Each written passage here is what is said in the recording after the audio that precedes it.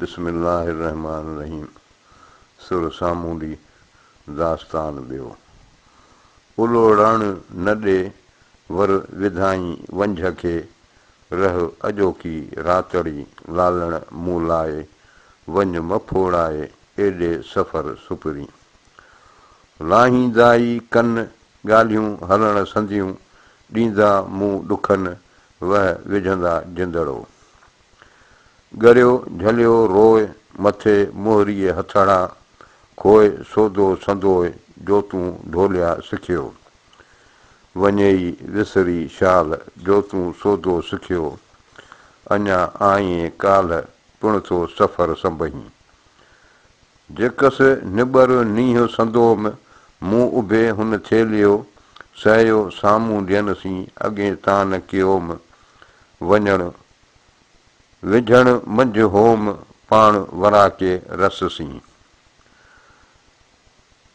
मूं झलींदे न रहिया जेकसि निबर नींहुं संदोम, कादर शाल कंदोम वेझी वणजारनि खे।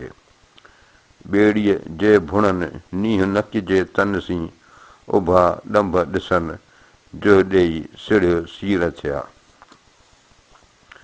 हींअरो ॿेड़ीअ जा ॾुतड़ पे ॾींहं थिया, पुछियो तां न पिरियां करलाहू थी कॾहिं। तणे तंवारीन मां सामूंडी आया, मूंखे जियारीन वायूं वणजारनि जूं। मूंखे जियारियो पिरियनि जी ॻाल्हि करे, डठो अॼोए हींअरो कोठ बुर्ज जीअं।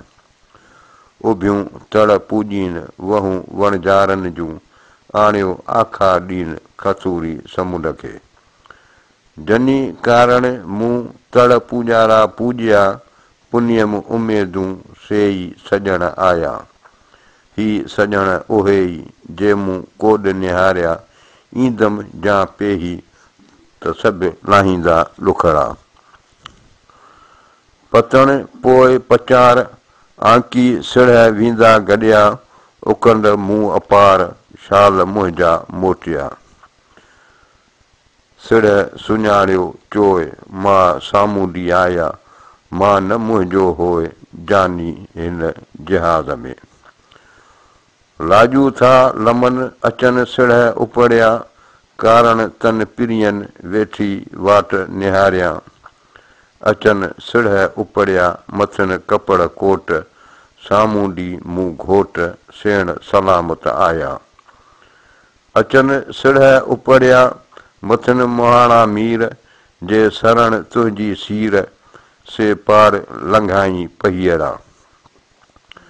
अचन सिड़ उपड़िया मथन मुहाणा मल, जे अचन आब उछल से ॿेड़ा रखी बाझ में। सन्ही लक नक सैं कजल भिना नेण, सामूंडी मूं सेण किथो काल्ह लंघाया। लाहियां जे न चितां अला उन मविसरां, मरियो मंझारां जीउ मुंहिंजो जनसी। चितां जे न चुरन अला उन मविसरां, मूं मन आहे तन मरियो मंझारां हीअं। जड़ जड़ तड़ ॾिया ॾे वण टिण ॿधे वाउटियूं, अला कांध अचे आसाए थी आहियां। जाजर जाटूं न महे ॾिया न मोहे, सधूं कोह करे सा पंहिंजे कांध जूं। वाई करहल पाए लज कोह न वेईं उनसी। उजारियाऊं ओलियूं दुआरियाऊं धज, मतां विही वेसली उथी भूरल भज। सेणनि साझरो लॾियो तूं आई निहारीअ अॼु, काल्ह सिबायो कंजरो अंगे पातोई अॼु।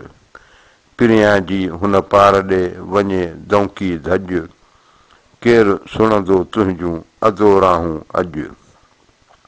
वाई बी सिड़ सुञाणियो चोए मां सामूंडी आया, बरकत मुहम्मद मीर जे अंगण सुरहो थियो। सिकंदे मूं साल थिया वणजारो आयो, माण्हू ॾीन मुबारकूं इहो पिणु ॾींहुं थियो। उन जो अब्दुल लतीफ़ चए सफ़र साबित पियो। वल्लाहु अलम।